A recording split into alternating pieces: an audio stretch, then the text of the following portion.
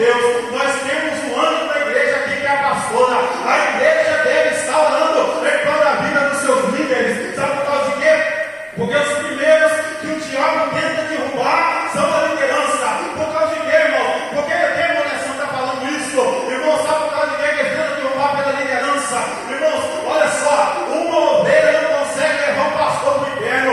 Mas, porém, irmãos, se um pastor cair, ele consegue levar 99. E é por essa razão que a palavra de Deus nos bate a todo momento. E a igreja vazia contínua oração. Irmão, se um dia você teve preso nos grilhões da morte, se um dia o diabo já fez o que queria com a sua vida, no dia que